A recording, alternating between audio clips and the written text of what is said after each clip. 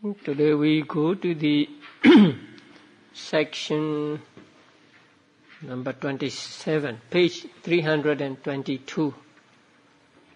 The synthesis of conditions. The manual states that all 24 conditions can be included in 4 conditions: object, decisive support, karma, and pre-nascence. Presence. Well, aramana, upanisaya, karma, and ati.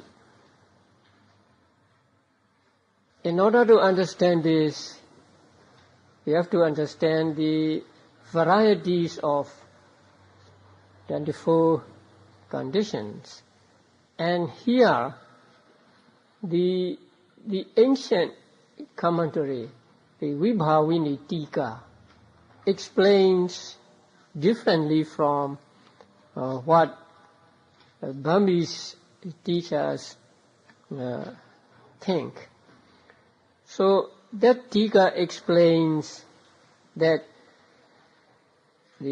every condition can be called aramana or upanisaya or karma or ati.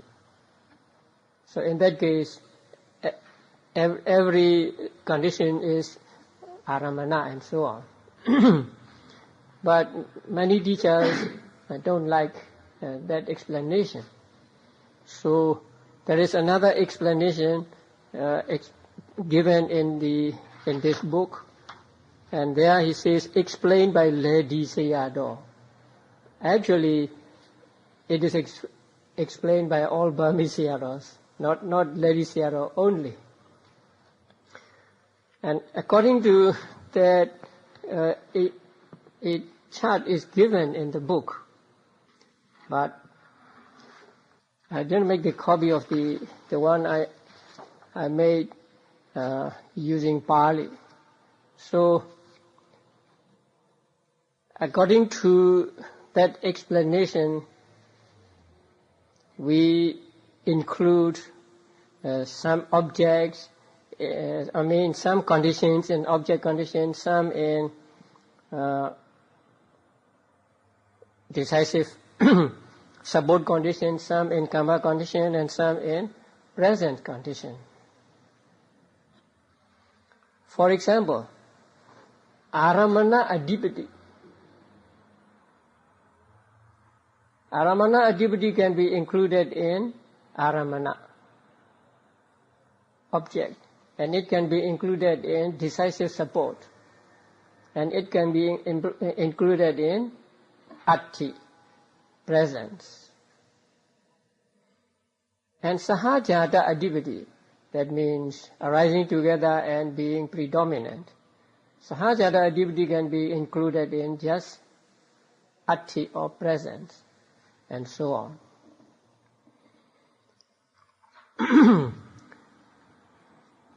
So if you don't understand the different varieties of different conditions, it may be a little confusing. Now, sahajata nisaya, support condition, is sahajata nisaya, vattu purijata nisaya, vattharamana purijata nisaya, and so on. So they are also included in present condition, and also the last one in aramana condition. It is not so important, so if you don't understand, it's okay. But what is helpful is to understand the groups of conditions, like sahajata group, aramana group, purijata group, and so on.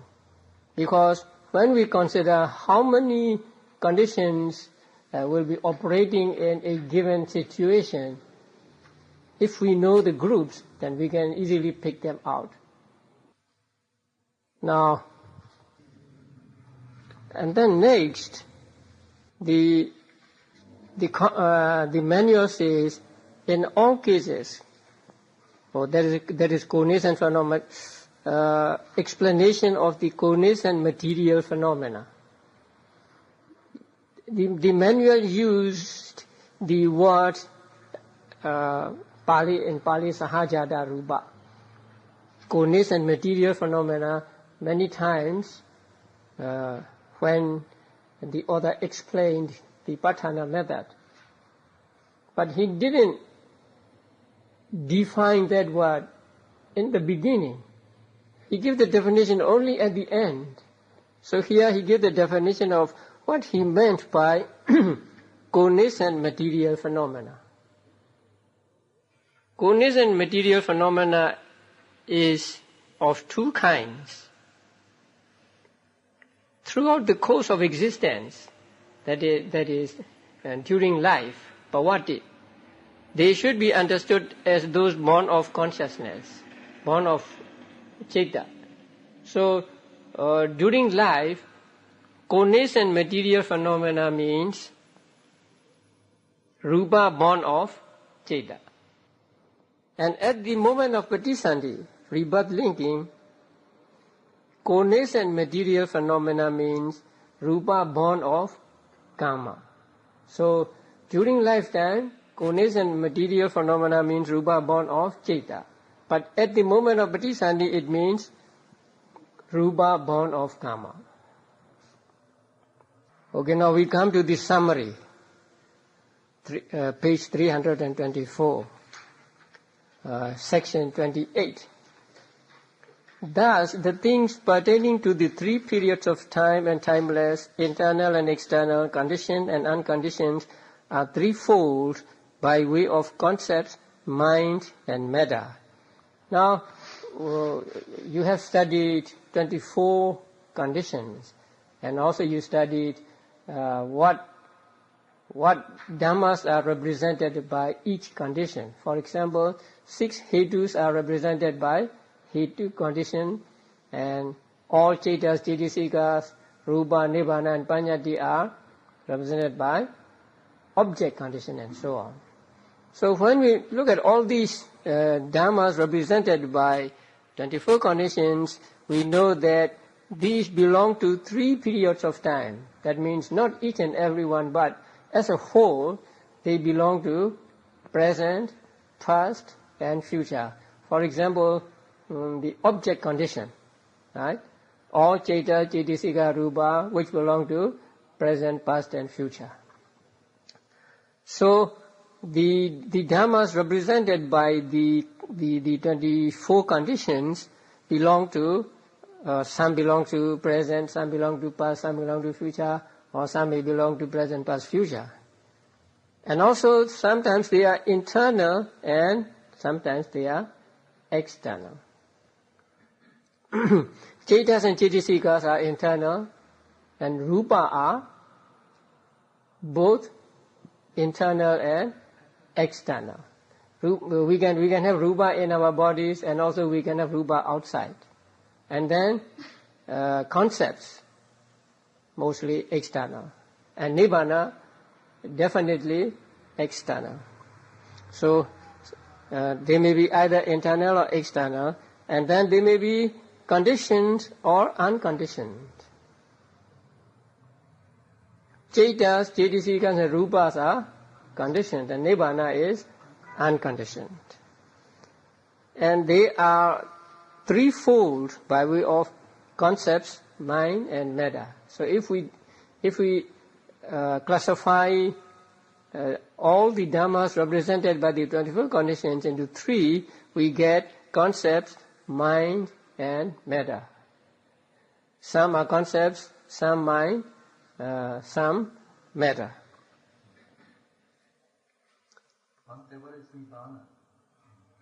We'll come to that later. So, concepts, mind and matter. You know what matter is, right? Material phenomena or 28 material properties, and they are called rupa. And then consciousness and mental factors, which comprise the 4 immaterial aggregates, and nibbana are the 5 kinds that are immaterial.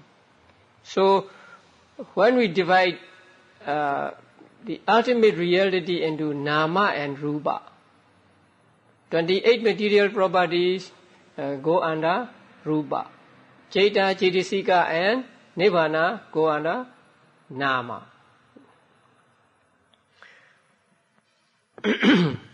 So that is why here it is said threefold by way of concepts, mind and matter. It doesn't say nibbana. But that is because nibbana is included in mind. So we should say not mind. We just say nama. Because the word nama has 2 meanings, and also it represents different things in different places. So first, let's go to the word nama. Nama is defined as something which bends towards the object or which inclines towards the object. So the ultimate realities which incline towards the object are citta and cetasikas. So cetas and cetasikas are called nama according to that definition. Now there is another definition, and that is something that causes some other thing to bend towards itself, to incline toward itself. That means when we take the cetas and cetasikas as object, then the cetas and cetasikas, which are objects, are said to make our minds, our cetas and cetasikas, bend towards it. So according to that definition, nibbana is also called nama, because nibbana also causes cetas and cetasikas to be bent towards it. Rupa also has that kind of characteristic, right? Because our mind also bent towards rupa, but rupa is not taken here, because here the being a objective predominant condition, and also to have the real power, the real force to make the mind and cetas and cetasikas to bend towards it. So rupas are excluded here. Only nibbana and cetas and cetasikas are taken here as nama. So in the explanation on page 325, say they are also called name. The 4 immaterial aggregates are called nama, in the sense of bending because they bend towards the object in the act of cognizing it.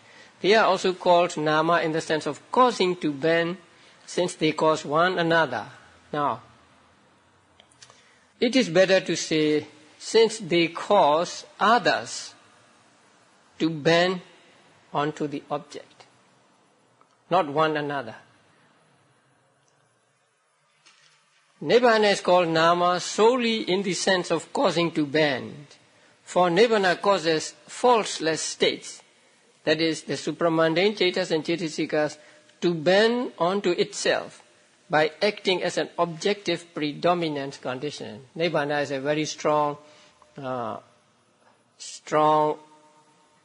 objective predominant condition, or aramana adhipati.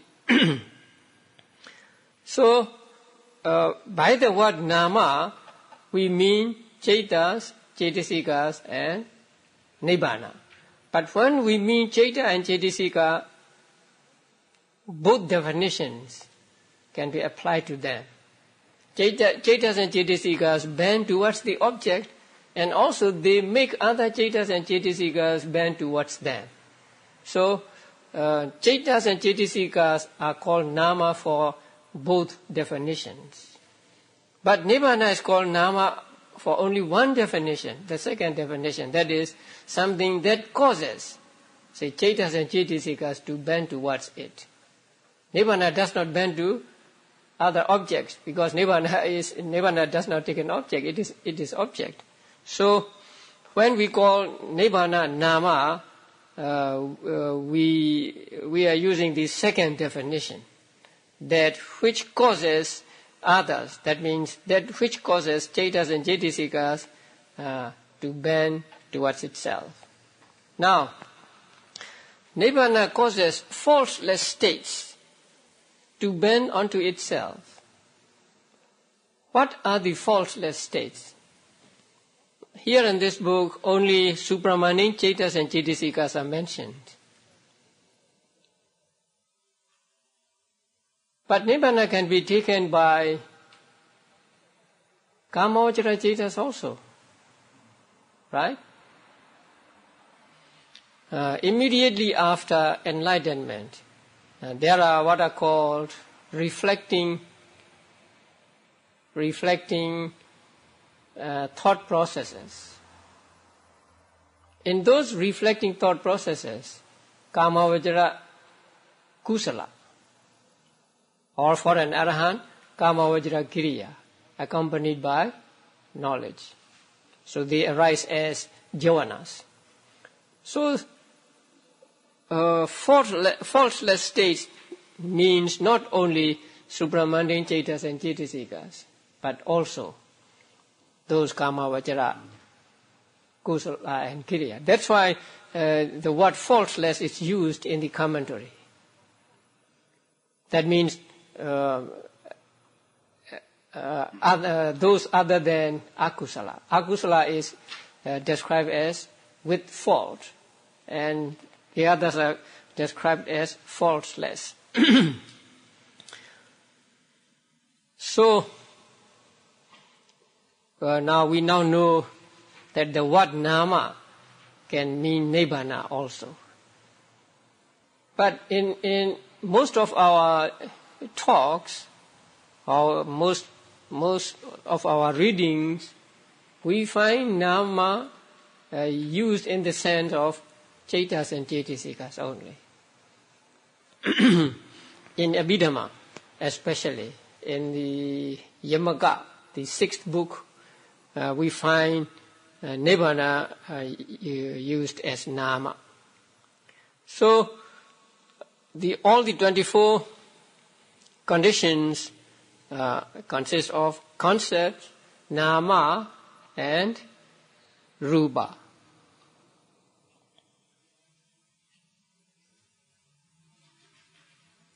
So, one more thing to learn, and that is concepts.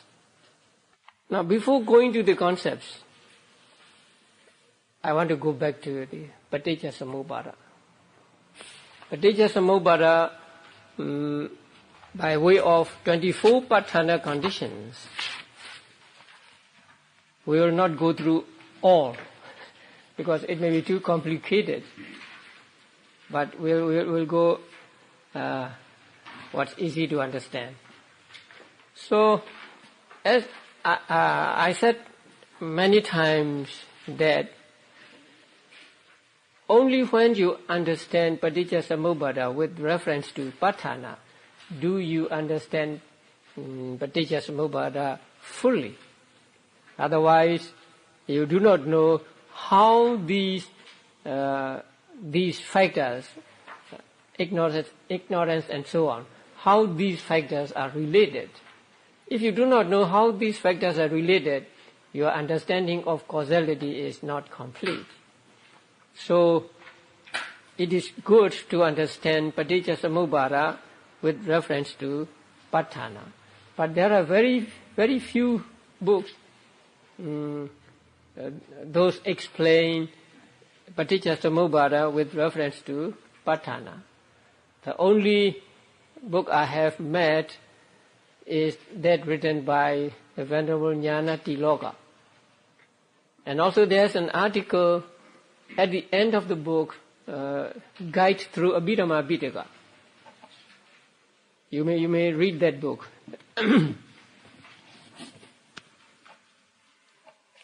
This is a guide through the Abhidhamma Pitaka.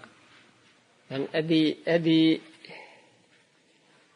end of this book, there is an article on Paticca Samuppada.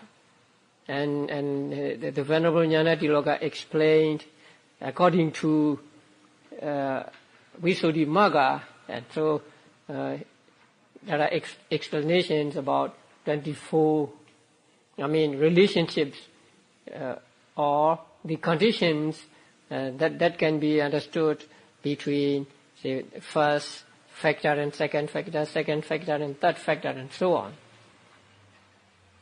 That's a good article, and maybe easier to understand than Visuddhimagga itself, because Visuddhimagga is very detailed and very wide. So this may be a good article to read. Okay, let us see Avijja Paccaya Sankhara, the first one. Link between Avijja and Sankhara. Now you all know Avijja means moha. And Sankhara means what? Chetana, right? Kusala Chetana and Akusala Chetana. Kusala Chetana are divided into Kamavajra and Rupavajra on one hand and Arupavajra on the other. So there are three kinds of sankharas or formations. The first one, formations of merit. That means in Pali it is called punya sankhara. The second, formations of demerit, apunya sankhara. And the third, formation of the imperturbable, aninja sankhara. Formation of merit means chetana concomitant with kamavajra kusala, 8 kamavajra kusala chetas and 5 rupavajra kusala chetas. Formations of demerit means chetana concomitant with 12 akusala chetas. And formations of imperturbable means chetana concomitant with 4 arupavajra chetas, arupavajra kusala chetas. Okay. Now we will try to understand how ignorance is related to first formations of merit, and then formations of demerit, and then formations of imperturbable.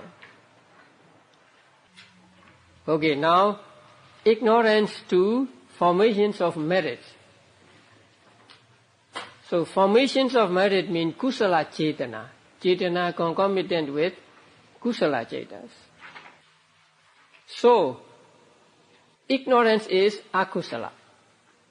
So akusala and kusala cannot arise together. So there is no sahajata and so on. Now how can ignorance be a conditioning factor for formations of merit or kusala chetana? Now the commentary explains that when yogis take moha as an object and practices vipassana meditation on moha, moha as being subject to decay and destruction. So in that case, ignorance or moha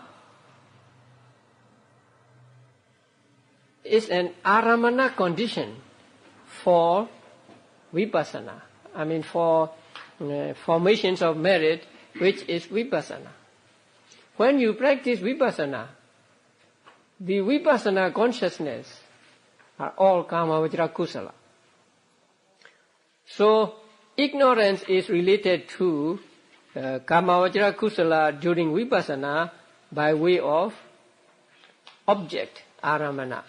That means your Vipassana consciousness takes moha as object and try to see its impermanence and so on.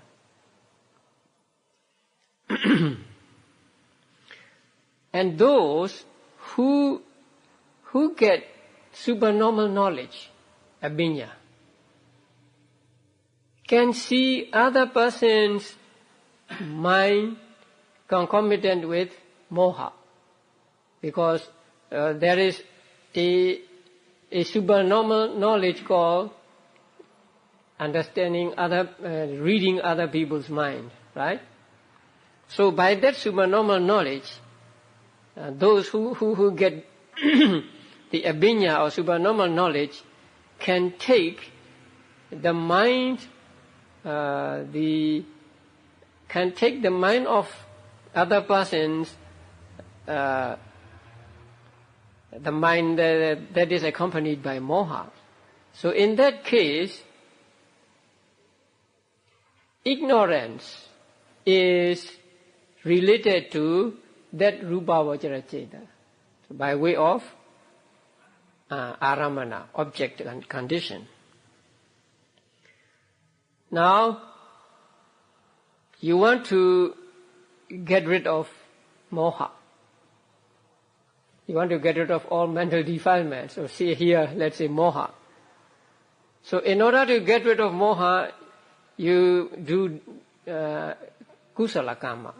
You do charity, giving, you keep sila, you practice bhavana.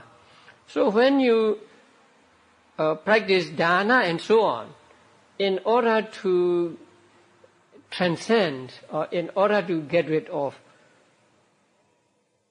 ignorance, then ignorance is a condition for your kamavajra kusala.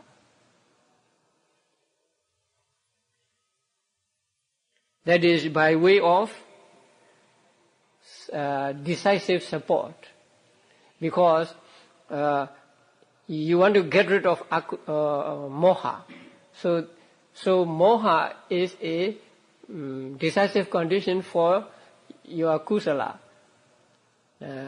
Not following immediately, but say there is time interval between ignorance and the later kusala.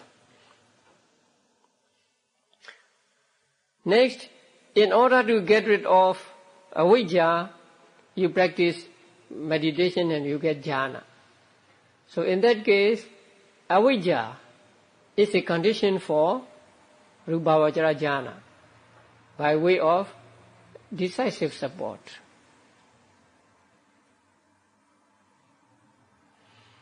And then you are blinded by avijja.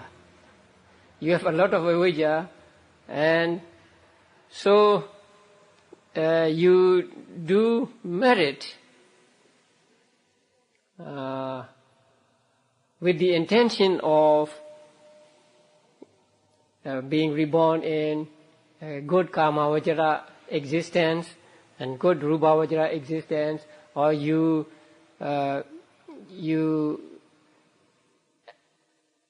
make wish to get worldly results. So in that case, avijja is a condition for your kusala by way of decisive support. So ignorance is a condition for formation of merit. That means kamavajra kusala and rupavajra kusala by way of only two conditions: aramana condition and upannisya, decisive support condition. Okay, now ignorance to formations of demerit. That means cetana accompanying akusala cetas. ignorance itself is akusala, and ignorance is found with all akusala cetas, right? So here, not only do we get aramana and upanisya, but also what?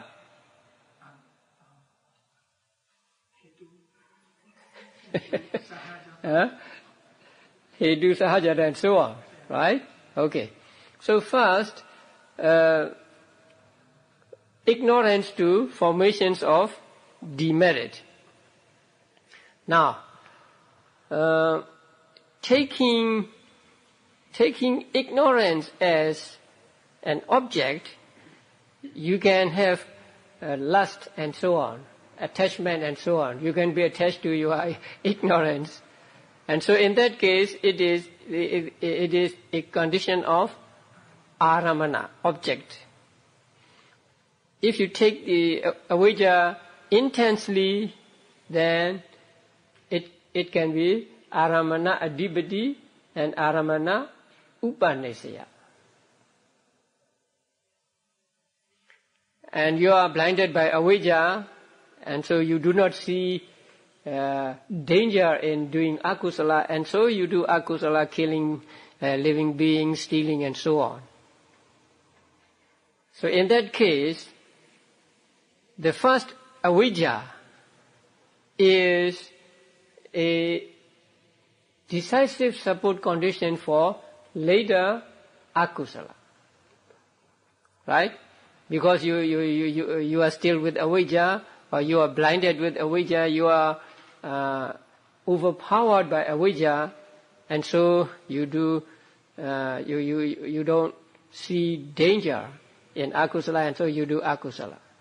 So your akusala is supported by avijja by way of decisive support. Then you do panadipata, let's say, you do killing. And then there are 7 javanas. And with each javana there is moha, right? And other concomitants. So, ignorance in first javana is a condition for ignorance, the citta and concomitants in the second javana by way of anantara, samanantara, nati, vigata. What about asivana? Right? Yeah. So, and also, since ignorance is a hetu, it's one of the 6 hetus, there is hetu.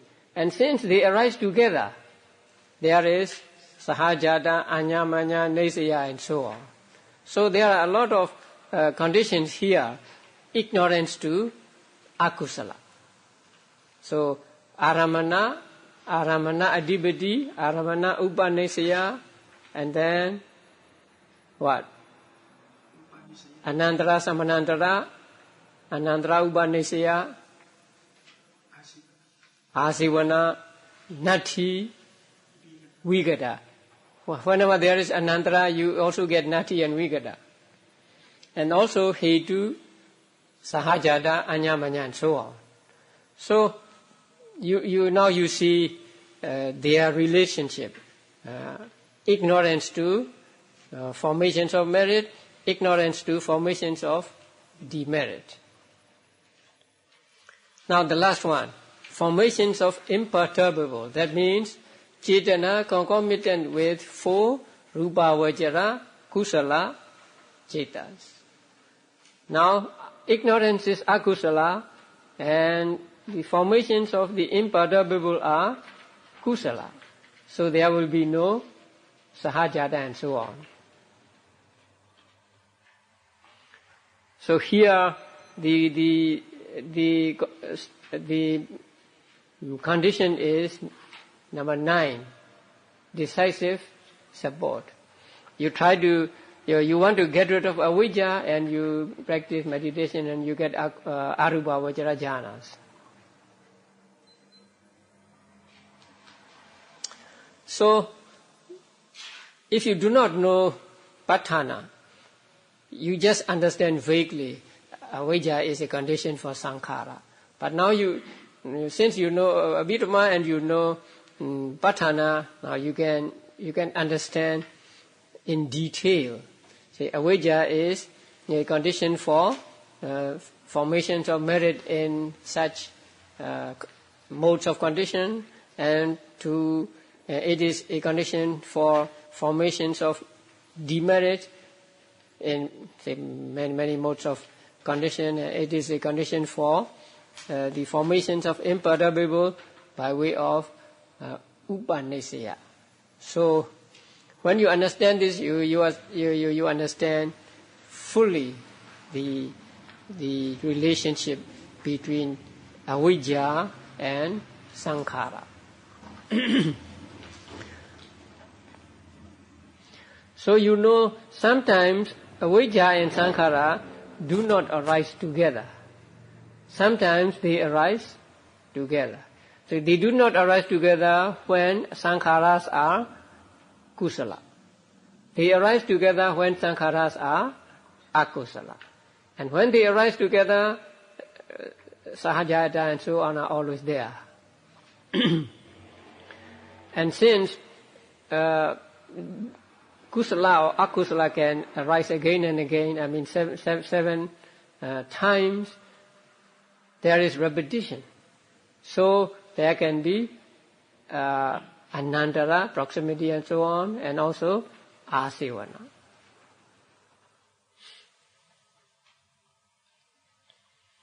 Now second link between sankhara and vijnana. Here sankhara means cetana and vijnana means 32 lokiya vipaka cetas. This is not easy.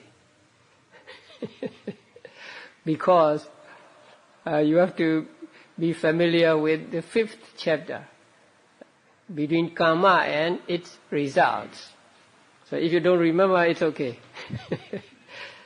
So, cetana in kamavajra kusala, 8 kamavajra kusala cetas. They are conditioned for mahavipaka 8, kusala vipaka upekha sahagata santirana 1. So altogether 9. So cetana in kamavajra kusala 8 is a condition for mahavipaka 8 and upekha santirana in kama sugati. Kama sugati. Do you know kama sugati? Kama sugati means human beings and devas, right? No, 11 kamavajra realms minus 4 abhaya realms, right? So 7. These 7 are called kama sugati. So in the kama sugati existence, and at the moment of first patisanti, by way of asynchronous karma and pakatuba nisaya. Because here this link is actually a law of karma and its results. So cetana as karma in 8 kamavajra kusala vipaka give results as 8 kamavajra vipaka as results, and also kusala vipaka upekha santirana as result. And they are by way of karma. And we say asynchronous karma because there are 2 kinds of karma. The first kind is what? Sahajata karma. Co-nascence karma. The other is asynchronous karma. Different time karma. So we have to say asynchronous karma to differentiate it from co-nascence karma. Again, Cetana in Kamavajra Kusala 8 is a condition for Ahetuka Kusala Vibhaka 7, except the Upekkha Santirana. During lifetime, Pavati, in Kama Sukati, same. So, here conditions are the same, all true. But the Cetana and its results are different. But why Bante accept Upi Santirana, Upekkha Santirana? I don't know why they accept. Ahetuka Kusala Vibhaka. It should be A. Upekkha Santirana maybe as taken as Patisanti Cheta. That's right, but maybe the Pavati, so the people who have that Chitta. In Pavati also, Ahetuka Kusala Vibhaka. Are there 7 or 8? I think 8 is correct. Let me see. It says 7. Yeah. It says except the Upekkha Santirana. 7 Kamavajra Vibhaka Chetas. Maybe it is taken as it is not at Pasisanti, it is during lifetime. And 7 because we have only 7 Ahetuka Kusala. No, we have 8 Ahetuka. Ahetuka Kusala Vibhaka. We have 8 Ahetuka. 8 Ahetuka Kusala Vibhaka. So 8 is correct, Bante. I don't see why we take the Upekkha Santirana out. It excludes the Upekkha Santirana. It excludes exclude the Upekkha Santirana. And he asked the reason. Right. Okay. I'll have to refer to the Tika again. the commentary here gives just 7, except Upekkha Sahagata Santirana. But on here, Bante, on the page 2, and you put 16 on page. Yes, yeah, there are 16, right. But now, yeah. So that means 15, 16. Okay. We'll go forward. Cetana in Kamavajra Kusala Vibhaka 8 in Rupa Vajra. Kusala Vibhaka, Chakku Vijnana, Soda Vijnana, Sampadichana, and 2 Santiranas, 2, 3, 4, 5. So they are related during lifetime, but we have only 2 conditions. Now, the Rupa Vajra Brahmas can have the Chakku Vijnana, Soda Vijnana, Sampadichana, and Santirana, right? Yeah.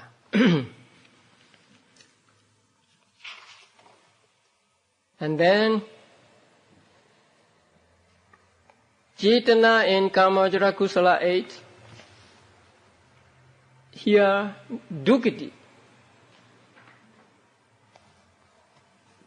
So they are conditioned for Ahetuka Kusala Vibhaka 8 here. At Pavati, the same conditions. That means even though beings are born in Dukati, they can have Ahetuka Kusala Vibhaka Chetas. They when they see the Buddha or monks or whatever. In the commentary it is said when the Venerable Moggallana visited heaven, and then Cetana in Kamavajra Kusala 8, now in Sukati, both Pavati and Patisanti. Now Kusala Vibhaka 16, that means Kamavajra Kusala Sahetuka Kamajara Vipaka and Ahetuka Kusala Vipaka. Okay, now Chaitana and Rupavajra Kusala 5. They are conditioned for Rupavajra Vipaka 5 and Rupavajra Ram at Patisanti. So 2 conditions. Then Chaitana and Kamavajra Kusala 8. 2 Ahetuka Kusala Vipaka 5 and Rupavajra Ram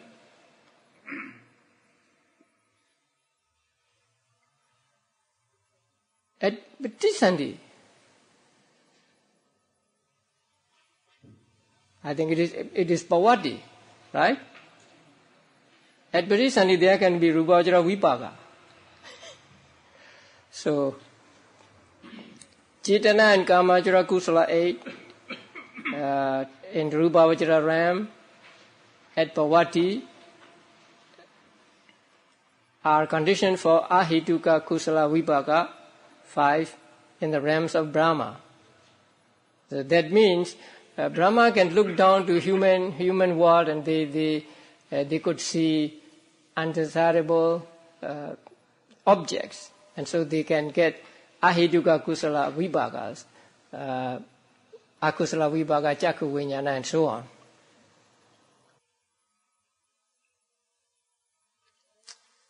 And then Rupavajra Kusala 5.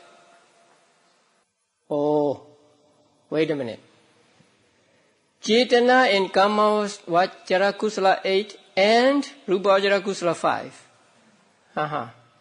So they are conditioned for Ahetuka Kusala Vipaka 5 and Rupavajra Vipaka 5 at Patisanti and Pavati.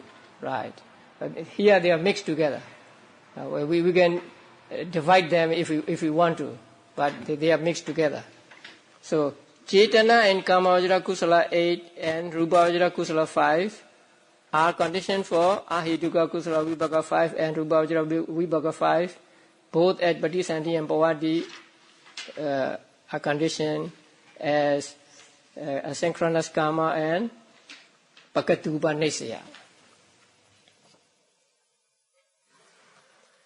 And then formations of demerit, Akusala. Chaitana in Akusala 12 is a condition for Upekkha Sahagata Santirana. The conditions are the same.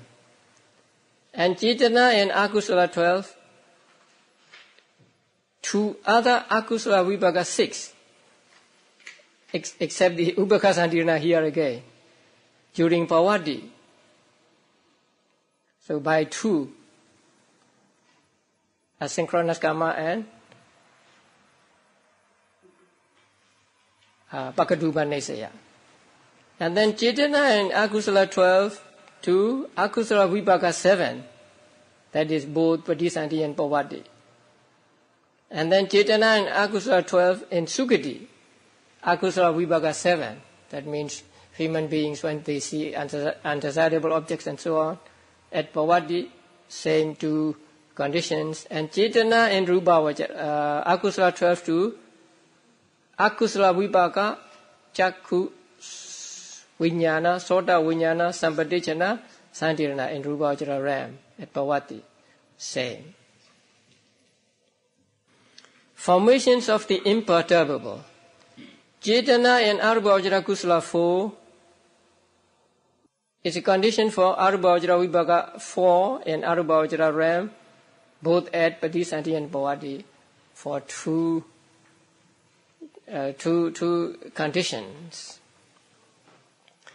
So we have to understand the 5th chapter in order to understand these details.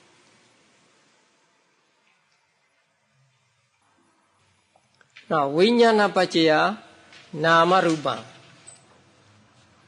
That's also complicated. Here, Vijnana means 32 Vipaka Chetas and also Karma formation consciousness. That means consciousness concomitant with mundane Kusala and Akusala Chetana. And then all other consciousness.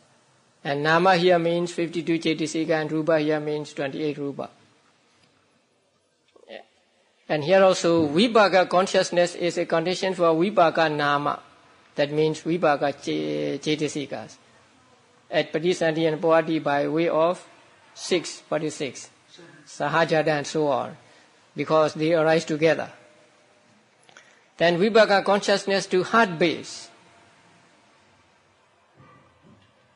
at Bodhisandhi, Sahajada, Anyamanya and so on, right?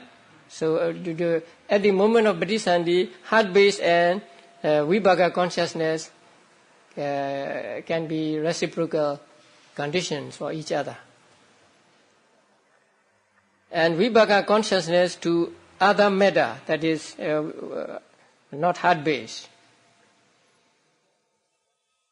Same except 7, which is reciprocal.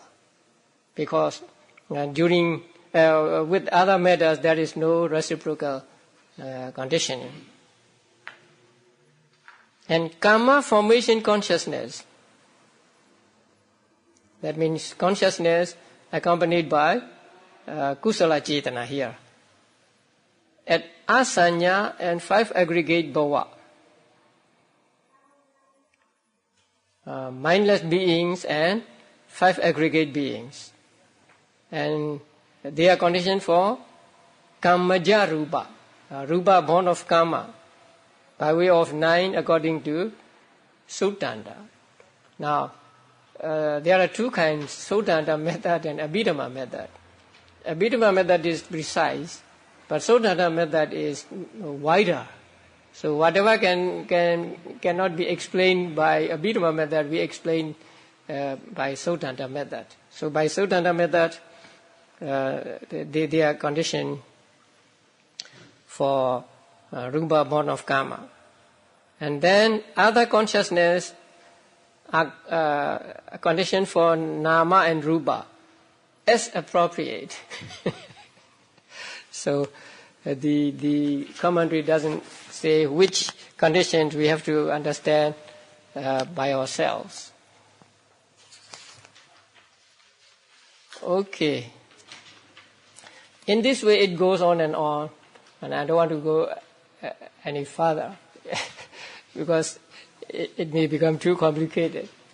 But you can look at this chart and find out whether the conditioning factor and conditioned factor are real cause and effect, or whether they are object and subject, or whether they arise together and support each other. When people read about or study Paticca-samuppada, they always think that avijja is a cause of sankhara, sankhara is a cause of vijnana, vijnana is a cause of namarupa, and so on. So if it were that way, it would be very, very easy to understand. But the fact is not like that.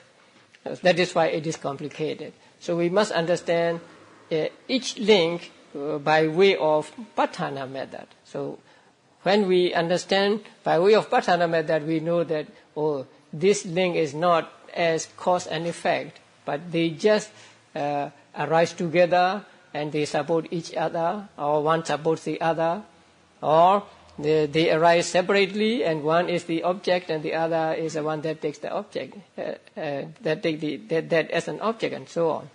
So in this way we understand fully the relationship between the previous factor and the following, succeeding factor. Now let's see. Phassa-paccaya vedana. 6. How are they related? At the same time, as well as different time, right? When Pakatupa Nesya, it is different. So phassa and vedana arise together, and phassa support Vedana. And sometimes Phassa and Vedana may arise at different times. And in that case, they are related by way of Pakadupa Nesaya, and so on. So, this chart will help you to understand how these factors, the previous factor and succeeding factor, are related. Okay. Now we go to the Paññatti. Paññatti is, I think you already understand the Paññattis. If you remember the maybe first lecture or second lecture.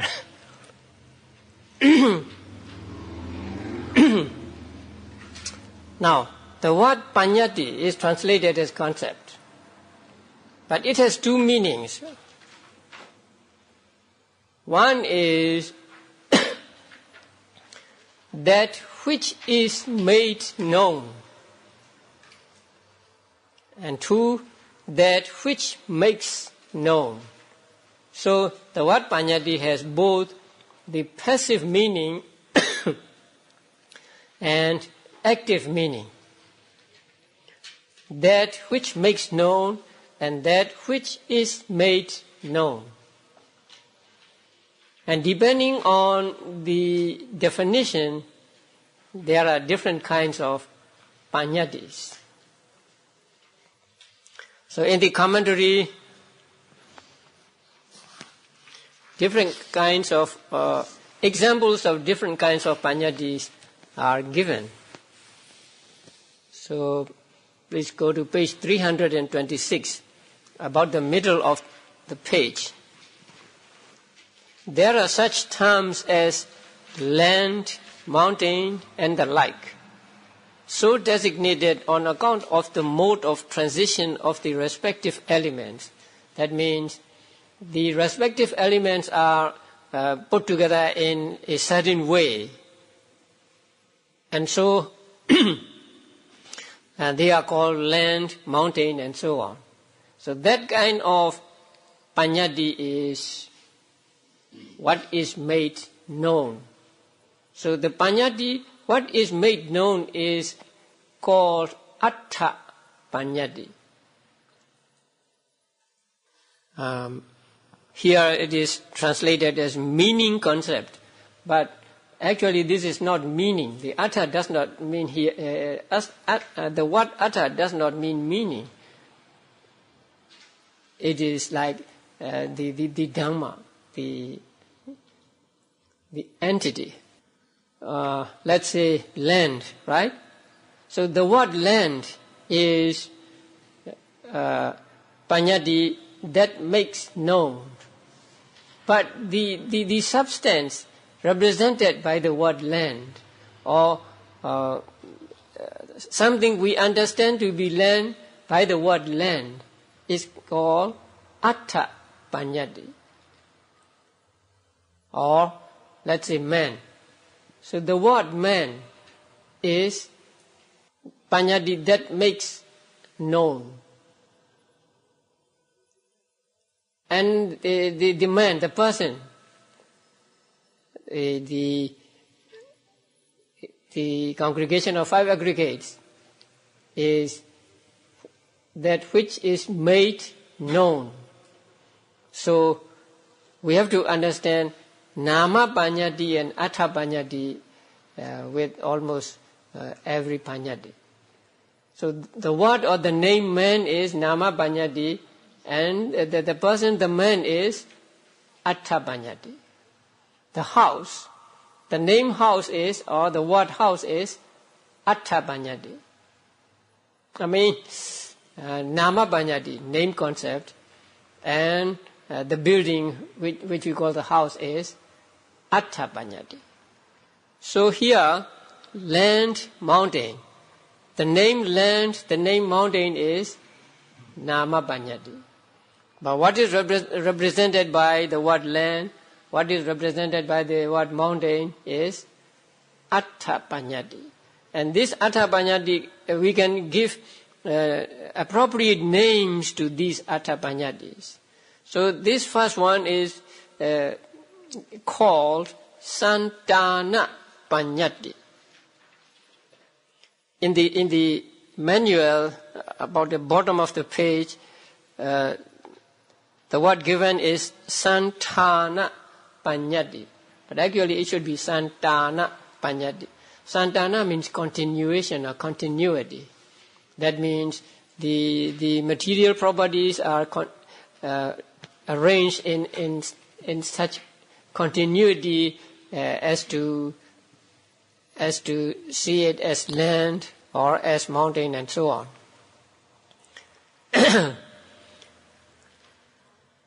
And such terms as house, chariot, cart and the like, so named on account of the mode of formation of materials.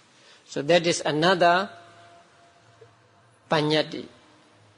And this paññatti is called what? Samuha paññatti. Samuha means collection. So here, for example, the house, the different parts are put together or put as a collection, and so we have the designation house. Chariot also is made up of wheel, what do you call that, yoke and others. And the cart also the same. So this paññatti is called Samuha paññatti. Collective concepts. And in other books, it is said that it can also be called Santana paññatti, because there is a form or shape of these things, and so according to this shape, according to this form, we call it a house, we call it a chariot, we call it a cart, and so on. And then on page 326 again, such terms as person, individual and the like, so named on account of the 5 aggregates. That means a collection of 5 aggregates is called a man, an individual, a woman, and so on. So this is called Satta Paññatti, being concept, or name of beings.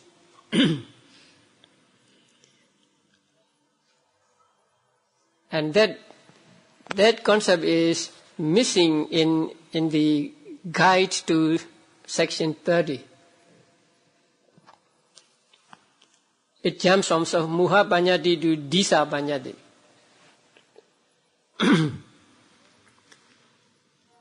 And then such terms as direction, time and the like, named according to the revolution of the moon and so forth. Now when we call as a time in night or day, we call it depending on the sun and the moon going round, or revolution of the moon and the sun. And these are called Disa, right? Let me see. Terms such as direction, time and the like, or Disa, right? Disa paññatti and Kala paññatti. Now, Disa paññatti means concepts of directions, east, west, south, north. And Kala paññatti means morning, noon, evening, and so on. So, with regard to Disa paññatti, direction paññatti, we depend on the rising and setting of sun and moon. And with regard to Kala paññatti, we depend on, again, the course of the sun and the moon. When the sun is at a certain point, we call it morning. At another point, we call it noon. At another point, we call it afternoon, and so on. And then next is such terms as well, cave, and the like, so named on account of the mode of non-impact and so forth. That means non-touching. A well, there is a space in well, and so it is non-touching. And cave, the same, there is a hollow. So, depending on the mode of non-impact there, we call it a well, we call it a cave, we may call it a hole, and so on. So they are called akasa panyati, space panyati. Such terms as kasina signs and the like, so named on account of respective elements and distinguished mental development, they are called kasina panyati. So you make a kasina, you look at it and again, and then you get that image in your mind. So that image you get in your mind is called kasina panyati. And there are many more. We can add hundreds of them if we can give names. So everything in the world,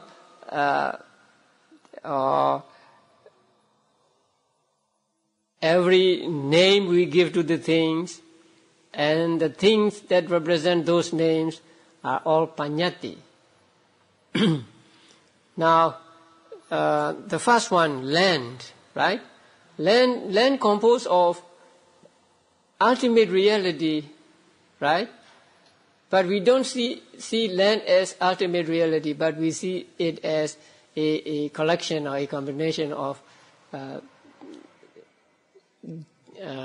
particles of earth. So the earth element in what we call earth is ultimate reality. But what we call earth is a panyati. And the word earth is also a panyati. Okay. Now that is Atha Panyati. So the things or persons represented by the names. Now we come to the names themselves. So the second one is Nama Panyati. There are 6 kinds of Nama Panyati given in this book, and also in the Tika on Visuddhimagga. And they are first what? Concept of the real. So, concept of the real. Now, real here means something which has its own individual essence. It has its own arising, presence, and disappearing. So the name Panyati is divided into 6. The concept of the real means name of the ultimate reality. Number 2, concept of the unreal. That means names of those that are not ultimate realities. And number 3 is concept of the unreal by means of the real. So there may be two words or two meanings. One represents the ultimate reality, and the other does not represent the ultimate reality. Here, first is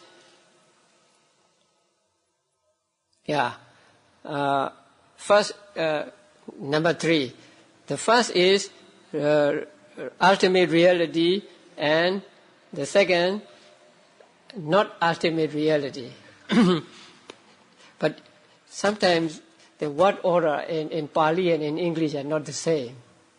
In English, the last come may come first. I'll explain it later. And number 4 is a concept of the real by means of unreal. So unreal, by means of unreal, there is real. And then a concept of the real by means of real, both real. And concept number 6, concept of unreal by means of unreal, both unreal. Okay. Now we'll take the examples. So the example for concept of the real, number one, is what?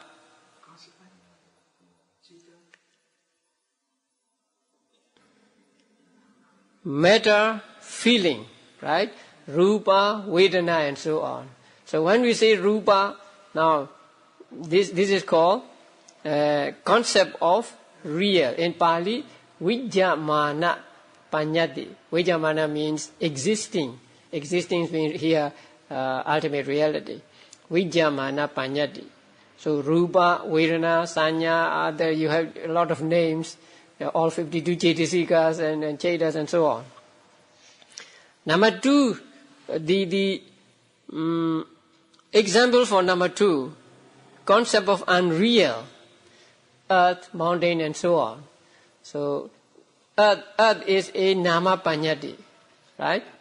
And what is represented by the word earth is a atta panyati, and that atta panyati is, according to reality, non-existent. There is no earth, but just the just the 8 inseparables sticking to each other. So earth, mountain, there are a lot of things, avijjamana panyati, right? House, car. Then number 3, concept of unreal by means of real. So the first is real and the second unreal. And the example given is possessor of sixfold direct knowledge. Now you must know the Pali word. Chala-binya. The person who possesses these 6 abhinyas are called chala-binyo. So here, chala-binya, the 6 supernormal knowledges are ultimate reality. But the person who possesses it is unreal. So that is why it is called unreal by way of real. So possessor of 3 knowledges, we may say, Tevijja, right?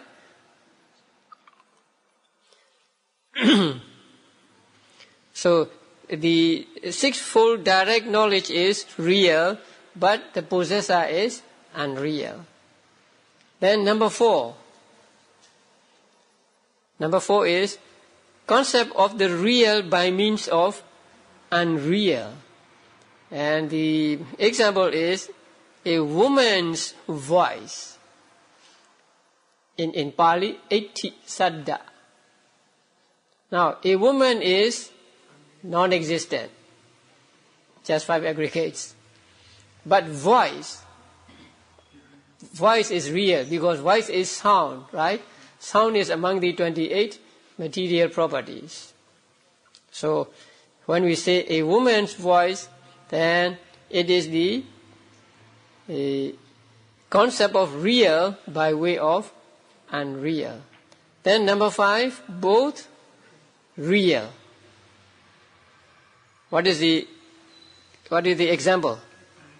I consciousness. I is real, consciousness is real. So it is real by real. And then the last one, unreal by unreal. A king's son. Now a king is unreal and the son is also unreal. So according to this classification, there are 6 kinds of nama panyati, name concepts. And they can be classified as the real concept, unreal concept, real by unreal, unreal by real, real by real, unreal by unreal. So we can practice this with many names we already know. So this is about the panyati. Now we come to the last verses, section 32. Now you already know the meaning of these verses, because in this 4th chapter I've explained to you how many thought processes you need to know that you see something, right? So it explains here not in seeing but in hearing, because it is concerned with paññatti, nama paññatti. So first you hear the nama paññatti, and then you understand the atta paññatti, right? First you hear something, let's say the word man. So the word man you hear is nama paññatti. After hearing it, there are thought processes working, and then you know, this is a man, a being with 2 hands, 2 feet, and walking upright, and so on. So these verses explain how many thought processes there are until you know that you hear a word. I mean, you hear a word and you understand the meaning. Now, by following the sound of speech, that means you hear a voice. Let's say, man. Through the process of ear consciousness. So when you hear the word man, there is sota dwara viti, right? Or sota viññāna viti. And then by means of the concept conceived by the process in the mind door, that subsequently arises. So mind or thought process arises. Meanings are understood. Now here, one thought process is not mentioned. Directly, there are only ear consciousness and mind or thought process, 2 mind or thought processes. Understanding, hearing the voice, hearing the voice as man, and understanding the meaning. That means understanding the substance of the person represented by the name man. But one thought process is not mentioned, and that is that follow the first ear consciousness thought process. That means you hear the word man, and then that word disappears, and that thought process also disappears. And then with the following manodhvara, mind or thought process, you recall that voice which is past at that time. So that thought process is not mentioned in this verse, but we must understand it, and there is this thought process also. So first you hear the word man by the ear consciousness thought process, and then you take the word man as an object with mind or thought process. During these 2 thought processes, you don't yet hear the word man. You hear some voice. You have not come to the conclusion that it is the word man I hear, but just a voice. When you come to the mind or thought process, the 3rd in the series, you hear the word man. After hearing the word man, you understand the meaning of the word, or you understand the atta paññatti. So you hear just a voice, and then you hear the nama paññatti, and then you understand the meaning of that nama paññatti, which is atta paññatti. During the first 2 first two processes, the object is ultimate reality. The voice or saddha, which is present for the first and which is first for the second. But when it comes to the third thought process, mind or thought process, you take the paññatti, nama paññatti as object, right? And then the fourth thought process, again, you take the atta paññatti as object. So among the four thought processes, the first two take ultimate reality as object, and the second two take the paññatti as object. So these verses explain that. But as it is, there are only three maybe. Not even distinctly three, right?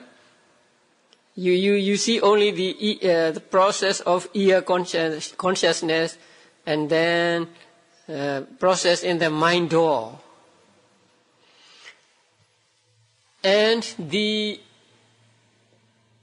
atta paññatti we understand through the fourth thought process is always fashioned by worldly convention. That means men have agreed upon calling a being man. So when they have designated the word man for the being which we call man, then later on people understand the atta paññatti when they hear the nama paññatti. So the paññatti or these concepts are always fashioned by worldly convention. Since they are fashioned by worldly convention, and since they are concepts, they are not ultimate realities. So we cannot say that they belong to present or past or future. They are out of time. So the last verses explain how we hear and understand. And that is very simple. But there are more complicated thought processes, because what I have told you up till now is for one syllable word.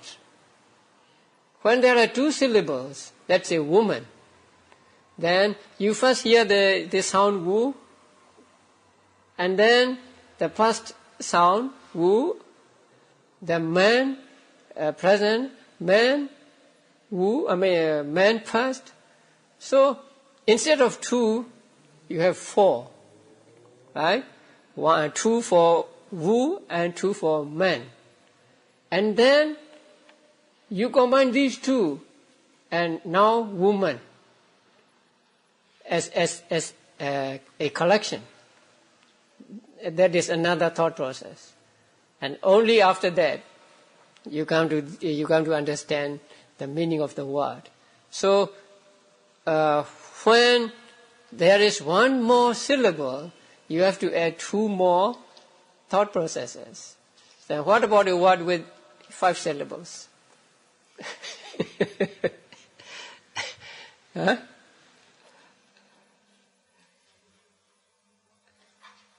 Can you say a 5-syllable word? Encyclopedia. Encyclopedia. Okay, so when you hear the word encyclopedia and two thought processes, sai thought processes, clothes thought processes, and so on. So now you know how complicated the experience is if you know Abhidhamma. So we hear this word every day, and we think that we understand the meaning of the word right away. But we have to go through all these thought processes before we really understand the meaning of the word. So Abhidhamma teaches us that what seem to be very simple experiences are actually the very complicated ones. And to understand these, we have to study Abhidhamma. But Buddha just discovered all these all by himself and through his omniscience. So Buddha's omniscience is very, very great. We cannot even think of how great it is, because as Venerable Nagasena said, Buddha did a very difficult job in identifying different mental states that arise together and that takes the object together. So it is more difficult than differentiating different waters from the river in the ocean water. So it is the master intellect of Buddha that that discovered all these intricacies, and we are just having a glimpse of that super knowledge. So the verse at the end explains how we understand when we hear something. And following this, we can also explain how we understand something when we see something. In that case, there is seeing, thought process, and then taking the past object, and then what comes? Atha Panyati, and then Nama Panyati. So the sequence is a little different. When you hear, the sequence is present sound, past sound, Nama Panyati, and name concept, and thing concept. But when you see present visible object, first visible object, thing concept, and then name concept. I see you first, and then the word man comes to me. And that also only if I know beforehand that the word man represents this kind of object. If I don't know the name, then that name concept thought process will not arise. Sometimes we see something and we don't know the name of it, right? So in that case, the thought process with name concept does not arise. So the same with smelling and so on. So it is very complicated experience, and that we know a little with the help of the knowledge of Abhidhamma. Okay, now this is the end of the 8th chapter, the chapter on conditions.